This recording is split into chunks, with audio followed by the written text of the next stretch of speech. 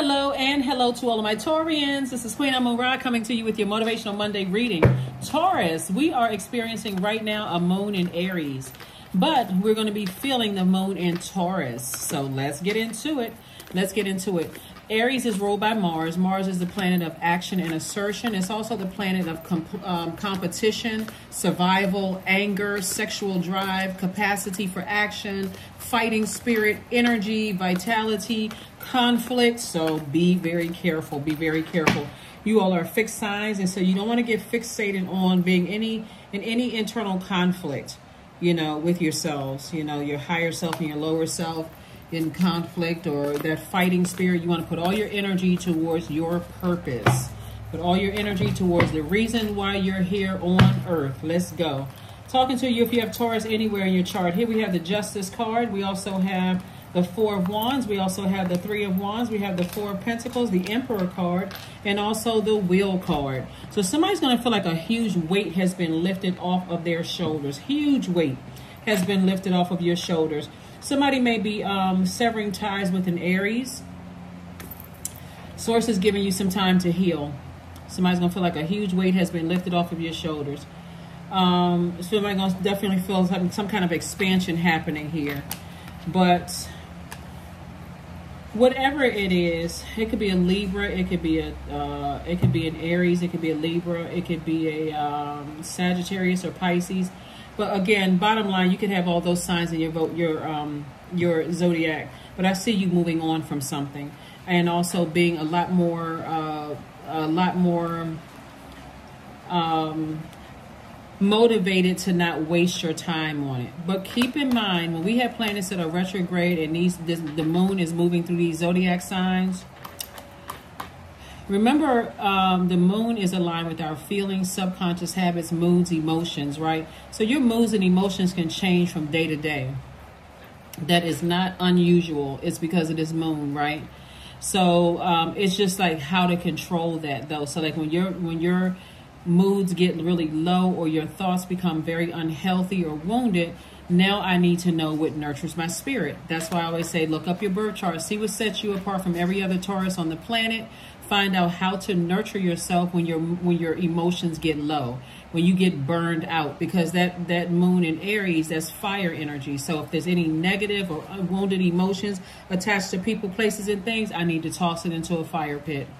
I need to release it. I don't need to stand around and talk to everybody else about, I cut this person off and X, Y, and Z. All of that's giving air to it. It's giving life to it. It's going to make you even more angry.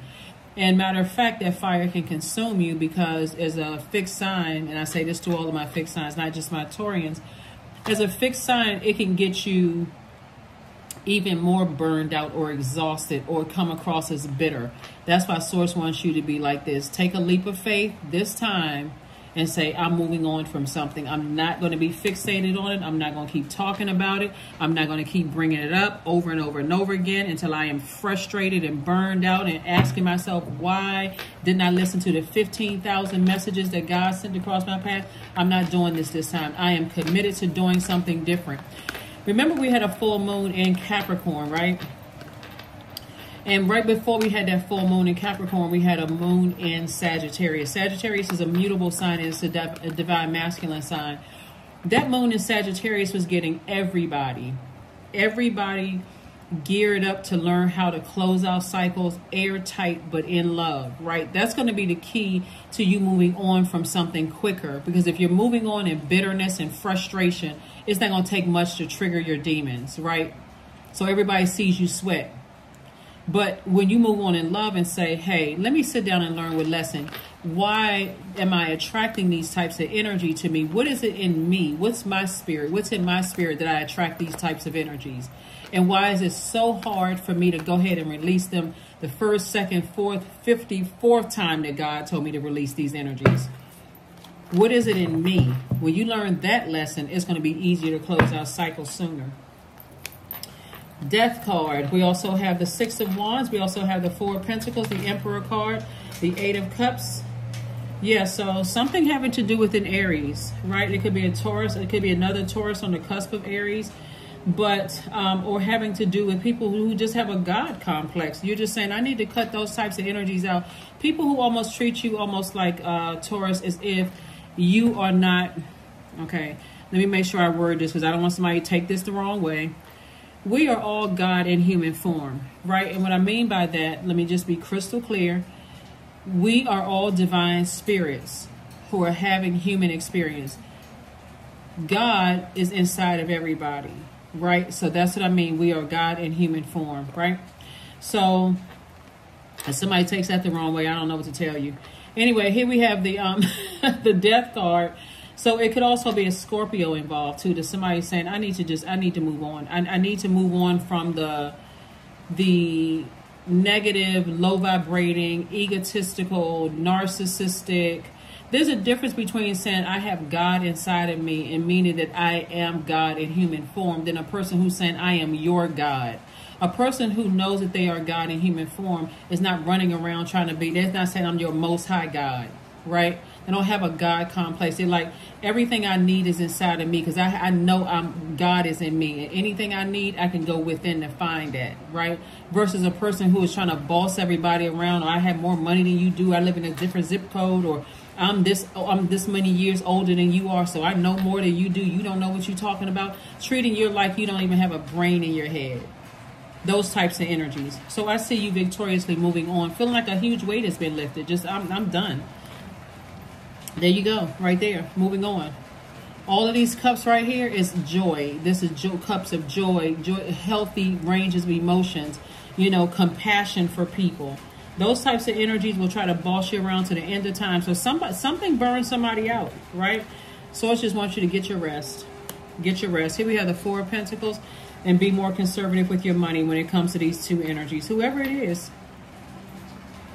be more conservative with your energy. Because the more you talk about it, the more air you give to it, the harder it's going to be for you to move on. It really is. It's hard because you keep talking about it. Somebody just keeps talking about it, keep thinking about it. It's like every time I think about it, I get upset. Every time you think about it, get up and write it on a sheet of paper and burn it. Release it. I need to cleanse by fire. I need to get this out of my system. I need to get the negativity out of my system. Because keeping this kind of energy in your mouth too long, people are going to think you're the one that has a God complex. Who does this person think they are? I mean, I knew all of these things about them, and I still dated them, or I still, you know, you'll come across as that type of person. Do they know how much money I have? Do they know who I am? Do they know what organizations I belong to? Okay, that's good, but you still nobody's God. You know, that'll bring you down real quick. It's like everybody's arms are too short to box with God, so that'll humble a person real quick, and you realize you don't have dominion over another human being. So, but being around those types of energies will give you this false sense of, because I'm connected to certain people, that I have all of this power, and it's really false power because you don't have any power over somebody else's universe. So here we have the Hierophant card. That's why I said it could be a Taurus also on the cusp of Aries. So whoever it is, Source is saying to you, you have an innate spiritual understanding of things. We also have the Star card. Somebody is hopeful, moving forward. Your third eye is wide open.